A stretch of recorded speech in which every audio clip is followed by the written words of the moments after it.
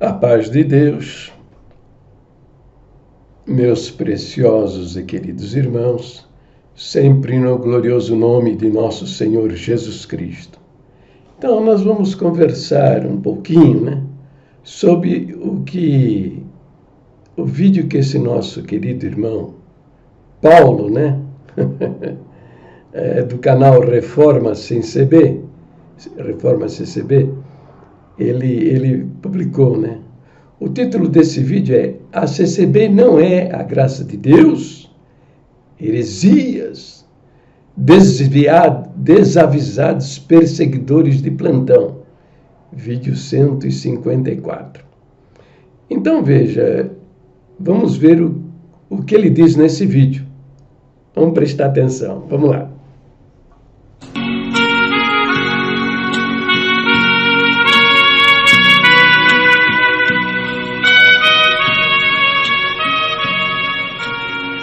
Deus, querido Mandade, tudo bom com vocês? Estamos aí de volta. E o vídeo de hoje, irmão, hoje nós vamos falar, irmão, sobre um tema muito curioso e envolvente, Você vai ouvir, vai refletir se isso bate com alguma coisa, se é verdade, verdadeira. O tema é, a CCB não é a graça de Deus? O que você acha?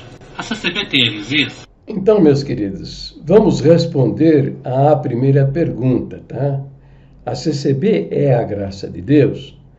Vamos lá, estou aqui, como vocês estão podendo ver, com a Bíblia online. Vamos abrir o livro no Evangelho de João, para descobrirmos, em primeiro lugar, o que é o Evangelho, Você não sabe o que é o Evangelho, o negócio fica complicado do teu lado, tá?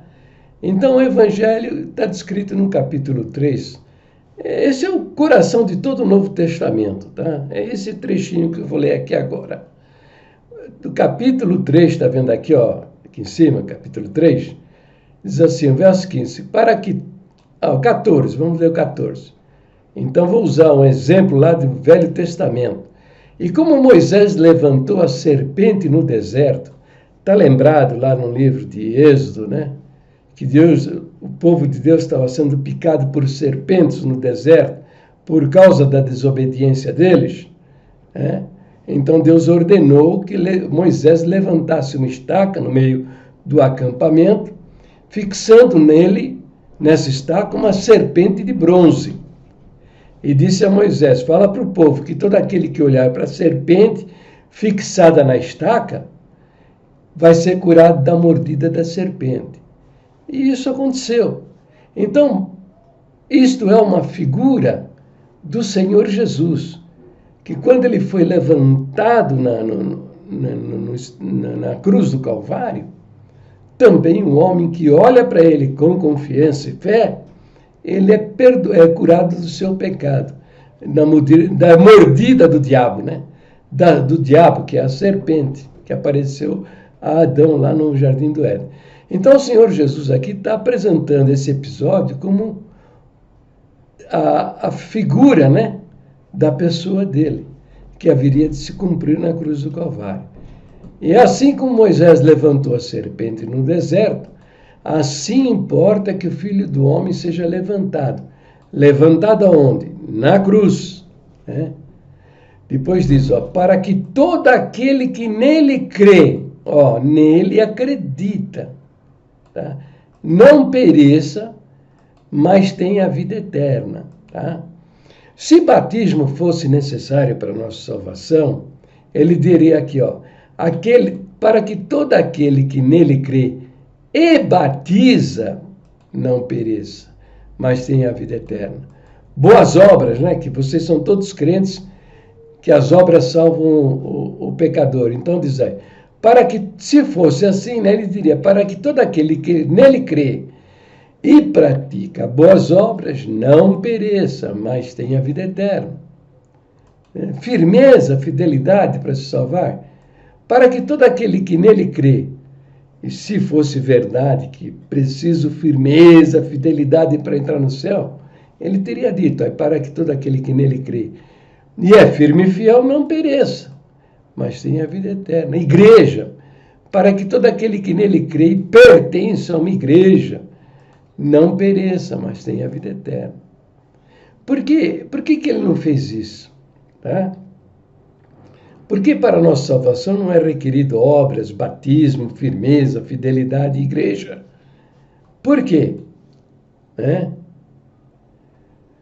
Porque isso são consequências da salvação, deve seguir depois.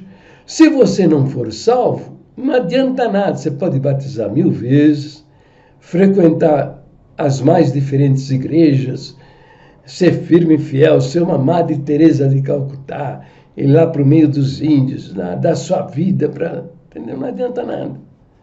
Porque a salvação é somente pela fé.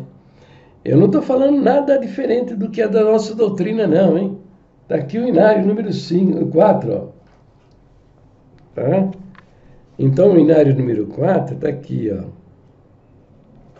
Deixa eu achar aqui, ó, os pontos de doutrina. 5º ponto de doutrina. Epa, tá faltando aqui a página, né? Deixa eu ver se eu tenho um veterinário aqui. Deixa eu ver. Ai, meu Deus, não sei, não está aqui. Bom, mas você sabe, ó, é só ler lá. Está escrito que a regeneração, está aí na tela, né? A regeneração, o novo nascimento, só se recebe pela fé em Jesus Cristo. Entendeu? Então esse é o Evangelho, né? Agora no Inário número 5 eles perverteram, né? Eles estão dizendo que o novo nascimento e a regeneração, eles inverteram a coisa, tá? Era a regeneração ou o novo nascimento, eles inverteram para novo nascimento e a regeneração. Um absurdo. Porque a doutrina, o 5º ponto de doutrina, ele está ensinando que, usando, né, o que aprendemos na natureza. Quando é que a palavra regeneração tem origem em gerar, a palavra gerar. O que é gerar? Procura no dicionário. Significa gerar um filho, pôr um filho no mundo. Tá? Então, isso é regeneração. Quando que acontece a geração de um homem? A geração de um homem acontece quando o espermatozoide do homem fecunda o óvulo da mulher. Nesse movimento é gerado um novo ser. Entendeu? E quando ele vai nascer? 9 meses depois. Ele vai, a princípio, ser um feto, né? Um zigoto, depois um feto, depois nasce, entra no mundo, saindo do ventre da mulher, nasce uma criança. Na vida espiritual, a doutrina, o 5º ponto de doutrina, no Inário número 4, está inspirado nisso que a Bíblia apresenta, que a regeneração, quer dizer, você ser gerado novamente, mas como um homem de Deus, um filho de Deus, acontece, né, antes do novo nascimento.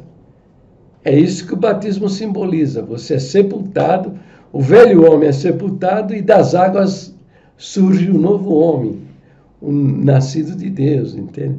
São figuras. Tá? O batismo não faz isso. O batismo é a representação de um fato espiritual que os nossos olhos não podem ver, né? Então está explicado isso aí, é meio complicado. Agora, o que eles fizeram no Inário número 5 é dizer que você nasce antes de ser gerado, né? O novo nascimento acontece antes de você ser regenerado. Então é uma confusão maluca. Tá provando aí, então isso está provando que esses caras não sabem o que estão fazendo, estão aí com cascata e se perderam no meio da confusão. Olha, o verso 16 diz: porque Deus amou o mundo de tal maneira que deu o seu Filho unigênito. A palavra aqui, deu. Ele deu, tá? É um presente. Para que todo aquele que nele crê não pereça, mas tenha vida eterna. Entendeu? É para aquele que nele crê, né? Não é para aquele que nele crê e batiza, que nele crê e pratica boas obras, que nele crê e é firme e fiel, não tem nada disso. Entendeu?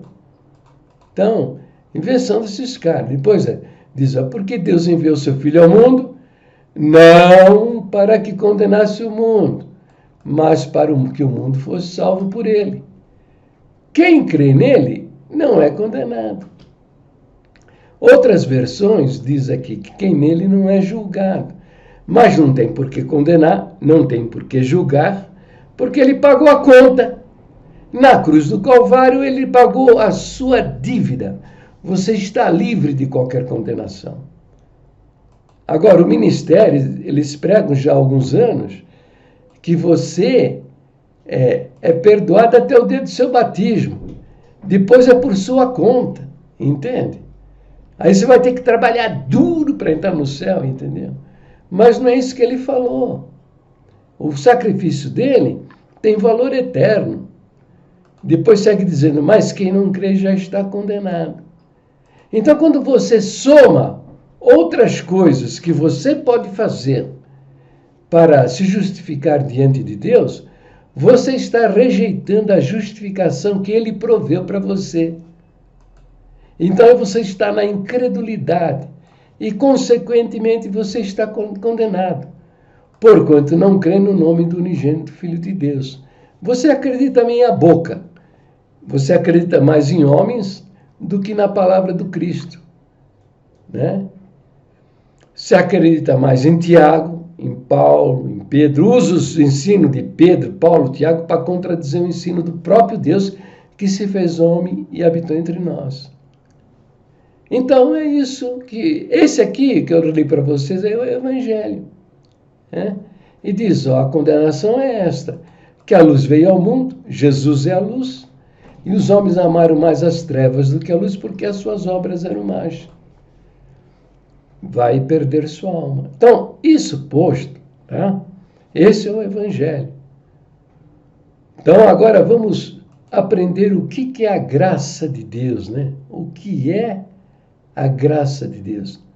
A graça de Deus é um favor que não foi merecido. A palavra graça significa favor imerecido.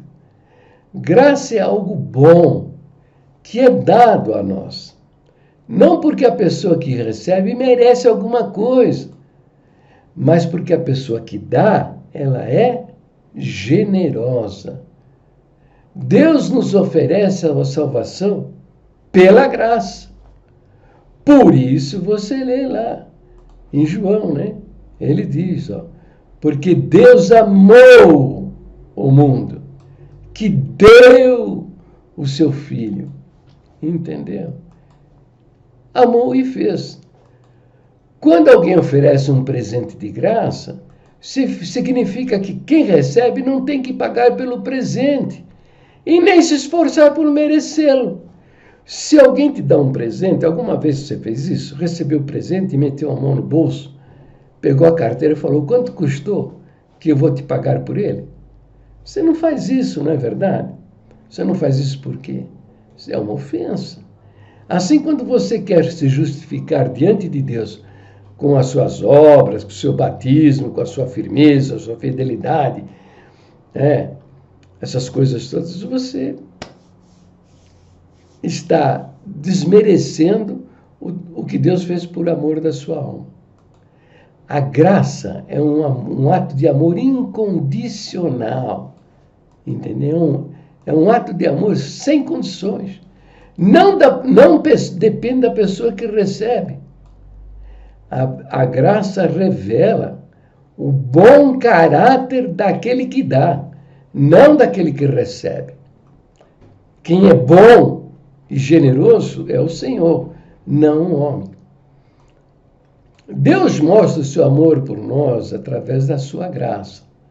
Nós merecemos o castigo por causa dos nossos pecados, mas Deus nos enviou Jesus Cristo para pagar o preço e nos oferecer a salvação. Mesmo não fazendo nada para merecer, nós podemos ser libertados do poder do pecado, perdoados do castigo eterno e adotados como filhos de Deus, para morar com eles para sempre. É o que você lê lá em Efésios capítulo 2, versículo 4 e 5. Diz assim, mas Deus, que é riquíssimo em misericórdia, pelo seu muito amor com que nos amou, estando nós ainda mortos em nossas ofensas, nos vivificou juntamente com Cristo. Pela graça sois salvos. Entendeu? É o que você vê no verso 8, também do livro de Efésios. Porque pela graça sois salvos. A palavra graça aqui, Verbo ser, presente do indicativo. Sois salvos. É agora. Presente do indicativo indica que a salvação é agora. Se fosse salvação fosse futura, diria, pela graça sereis salvos. Ou você será salvo. Não, está dizendo aqui sois. Por isso, o quinto ponto de doutrina do Inário número 5 é uma mentira. Quando eles dizem que o novo nascimento e a regeneração só se recebe pela fé em Jesus Cristo, invertendo o ponto de doutrina conforme encontramos no Inário número 4, eles estão dizendo com o novo nascimento que o novo nascimento é o batismo. Daí para frente é por sua conta. E a regeneração vai acontecer quando você entrar na glória de Deus. Então eles estão fazendo estão dizendo que a salvação é futura, mas não é. É aqui e agora, sois salvos. Eu sou, tu és, ele é, nós somos, vós sois, eles são. É o presente do indicativo, indica uma coisa que acontece agora. E por meio da fé, por meio da confiança. E isso não vem de vós, é dom de Deus, é presente de Deus. Depois diz, não vem das obras, para que ninguém se glorie, entendeu? O que é preciso, então, para você receber a salvação? Você precisa ter fé, ter confiança. Você precisa confiar na obra que ele fez. Ninguém, por seu próprio mérito, consegue apagar o seu pecado e se purificar para entrar no céu. É o que nós lemos lá em Efésios, né? Não vem das obras para que ninguém se glorie, né? Por mais que tentemos ser bons, não conseguimos evitar o pecado. É uma verdade, confira na sua vida. O ministério, para ajeitar essa situação, eles fizeram uma separação entre na palavra pecado, eles fizeram uma divisão. Pecado é quando você adultera, fornica, alguma coisa assim, ou blasfema contra o Espírito Santo, coisas assim. E os demais é apenas erro. Olhar para uma mulher, cobiçar uma mulher, masturbar, ser um homossexual, pegar dinheiro da coleta, são erros. Entendeu? Mentir, ser hipócrita, entendeu? Essa coisa toda não é pecado na cabeça deles. É apenas erro, é por isso que eles não confessam o pecado. Você não vai ver um ancião, diácono, cooperador, confessando que ele é pecador. Ele vai dizer que todos nós erramos, mas eles não dizem que todos nós somos pecadores. Só que a palavra para pecado é hamartia, entendeu? Que significa erro. Então, o ensino do Novo Testamento é o seguinte: você fazer uma conta 2 mais 2, você colocar o resultado 3, você pecou, entendeu? Você entrar numa rua na contramão, você pecou, entendeu? É isso que o Novo Testamento ensina.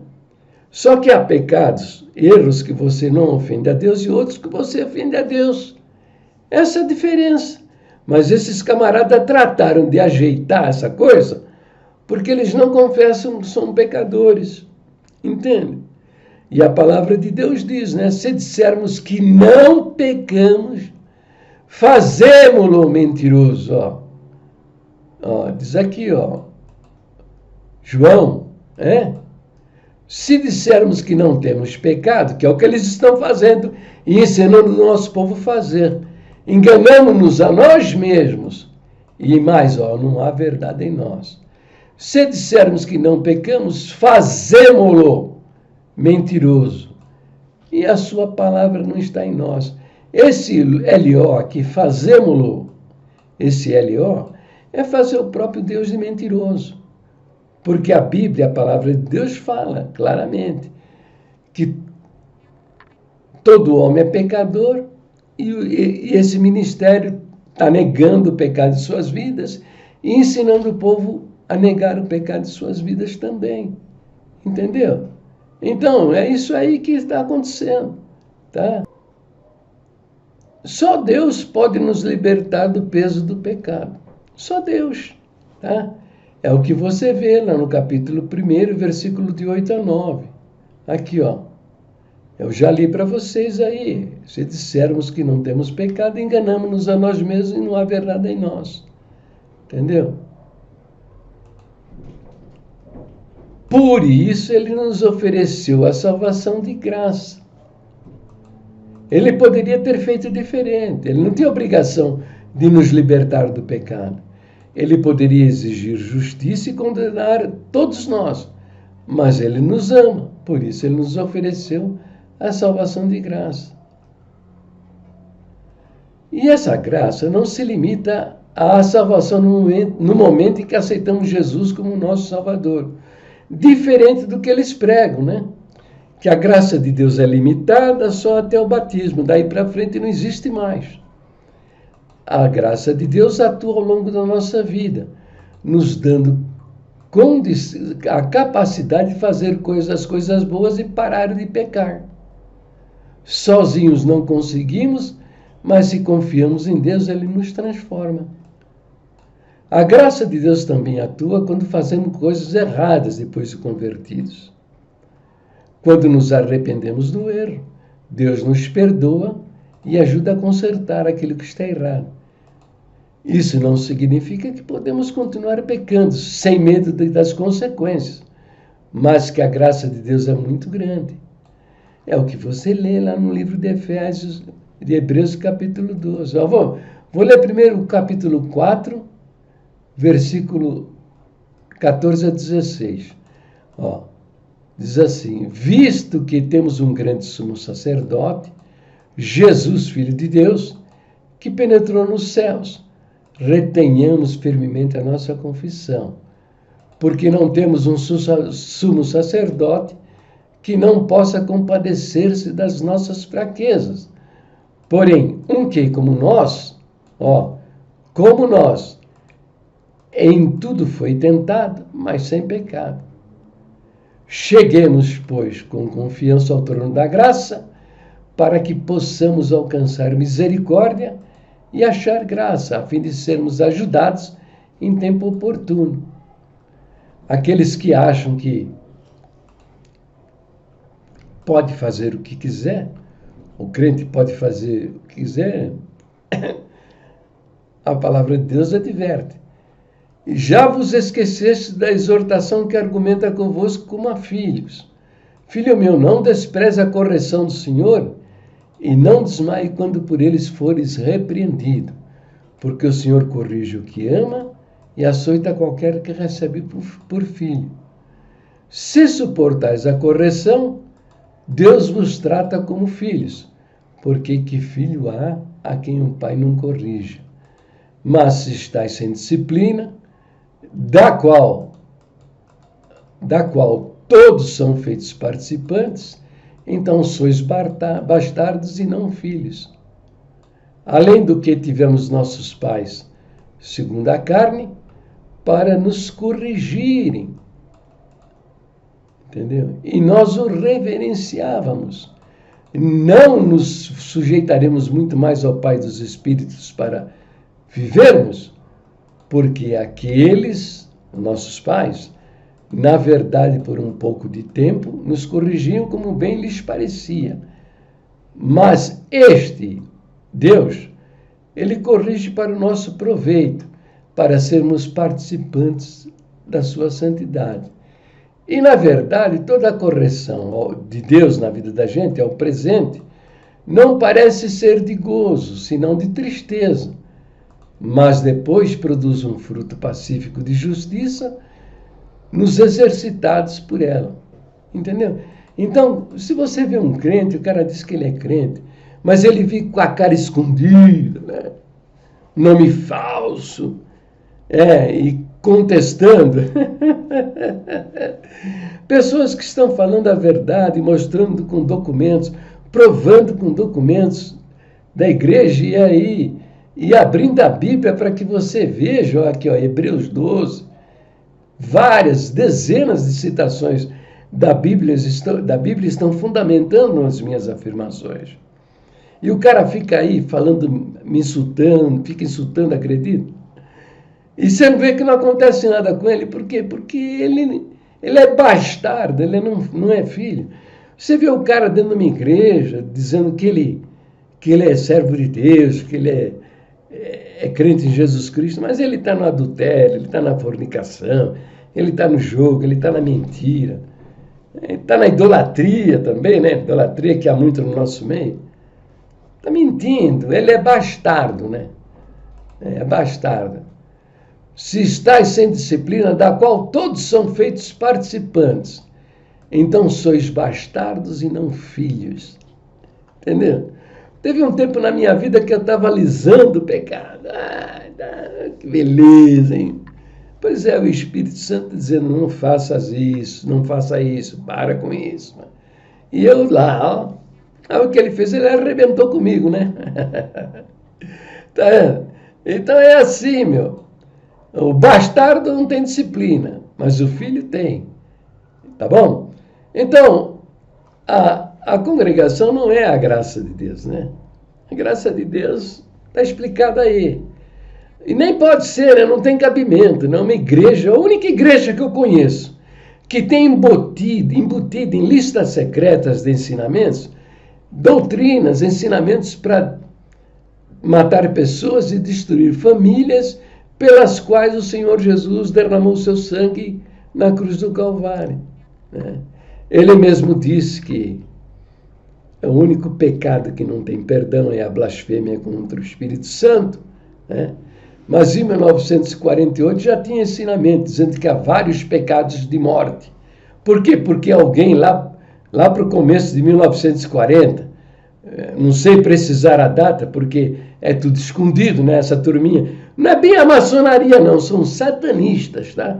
Que usam a maçonaria porque a maçonaria tem os sinais e facilita a vida deles para decidirem em grupo. E dessa maneira eles perverteram as doutrinas da igreja. Então, alguém lá se levantou, né?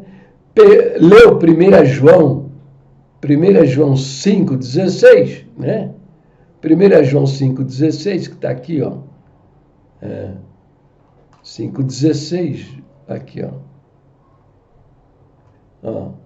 Se alguém vir seu irmão pecando pecado que não é para a morte, né?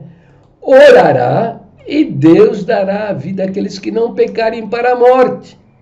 Então não é pecado de morte, é pecado para a morte. Depois diz, há pecado para a morte, por esses digo que não orem. Entendeu? Então, o que é esse pecado para a morte? Morte espiritual, não. É morte física, porque Deus não mata seus filhos, não manda seus filhos para o inferno. Ele mata a carne para salvar a alma. Depois diz, e há pecado para a morte, por esses digo que não orem. Que pecado para a morte é esse que a palavra está dizendo para você não orar?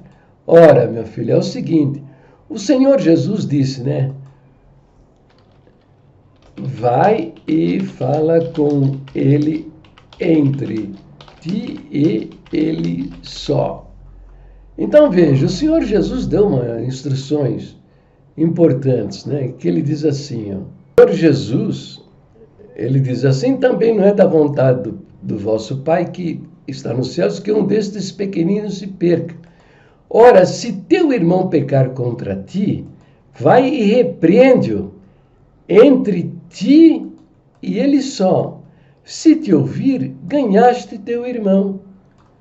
Mas se nele não te ouvir, leva contigo um ou dois, para que pela boca de 2 ou 3 testemunhas toda a palavra seja confirmada.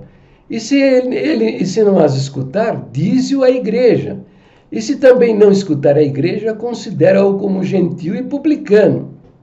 Está entendendo? Mas não é para dizer que caiu da graça, perdeu. Antes de deixar de orar, né?